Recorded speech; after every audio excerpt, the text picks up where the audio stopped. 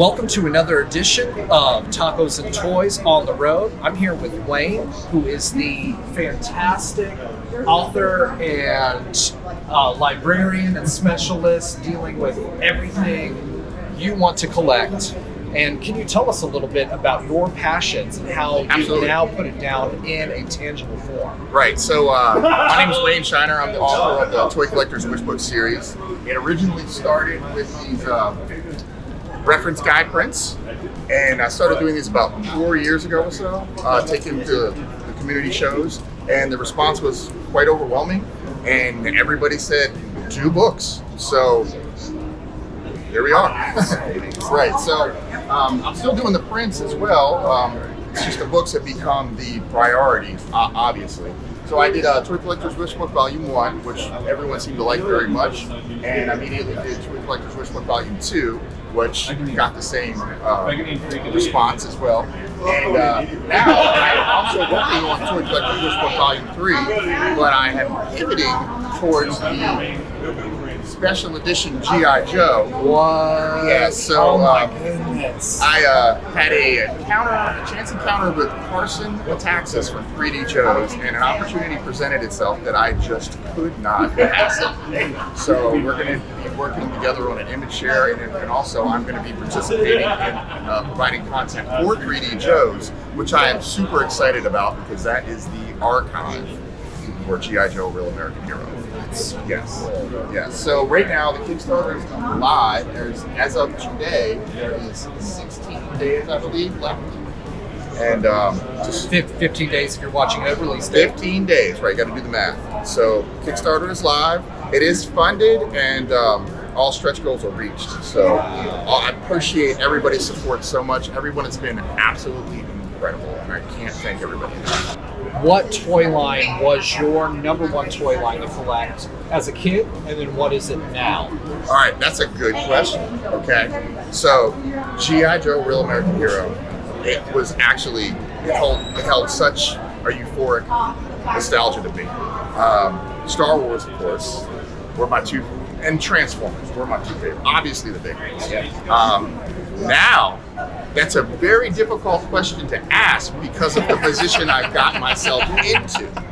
So, is everything an acceptable answer? I think everything, so. yeah. Absolutely. Yeah. So, yes. So, for instance, if it wasn't for this series, I probably wouldn't go out and look for all of these collections in the level that I do. For instance, Brave Star, as much as I love Brave Star, I probably honestly wouldn't have gone out and gotten an entire collection of Brave Star. But it was essential to do so to make that particular chapter work well. And let's just the same thing with Voltron. And now that I do that, I have a better understanding and a love and a passion for those particular toy lines now that I've examined them and documented them.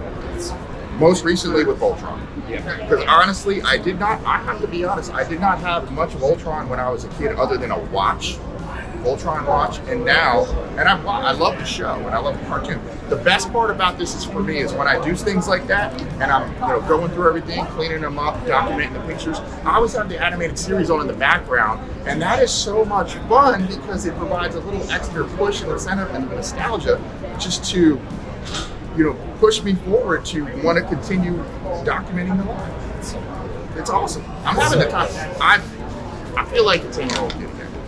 And that's what it's supposed to spark. And I think that your wish book really instills that. And it's like, oh wow, this is sparking that youthful vigor again, where it's like, oh, I want to do this. Oh, I'm looking forward to this, and it really gives that nice, well-rounded experience for the collector. And then that's how I feel with myself. So I feel, if I feel that way, then there's a good chance that you and everybody else out there might feel the same way. And the Wish Book is kind of an homage to the catalogs of the day before the internet. That's how we got our wish list together. So, and they had hired photographers to do these amazing scenes, and they'd have little examples of the figures and the vehicles inside the Sears and the JCPenney's catalogs. And that was one of the best times of the year in the fall when those things came in. And here I am on the floor circling what I want and just keeping my fingers crossed. Wow. And Because do you do the photos? Absolutely, yeah. So you have captured that look, like the look that I remember seeing on those. Because you know, That's the goal. in my era, they came in pamphlets Yes. in the toys. Yes. And this is how it looked. That's how it looked. I used to do creative things with those pamphlets. I remember personally, not to get too far off on a tangent here, but I couldn't get the G.I. Joe headquarters, and I wanted it so bad. So I took a cardboard box and I made my own. And I went into those pamphlets and I would cut out little scenes and draw little like computer monitor screens and glue them up on there, and that stuck with me, you know? So, I mean, just like making forts out of the couch, and it was the same thing, but I took it to another level and used cardboard. It was a lot of fun. And people do that to this day with 3D printers, and some of the stuff they're doing is absolutely amazing. Yeah. Well, I'm so excited for the Kickstarter. I've got it back. I know some of you are going to get it back. And for those future people, we'll show a few pages when we get ours in the mail, just so that way you can experience it yourselves. Excellent. But hopefully you can find it, Wayne. It's been an absolute Thank pleasure you being here so with much. you This today. was fun. I enjoyed this. Yeah, and excited to check in with you again because you're going to Retro. Oh, yeah. All right, so we'll so we'll be able to check in Oh, there yeah. and then hear some more of your collection journeys. Absolutely. You got it. Well, have fun. This is AAA signing out. Thank you.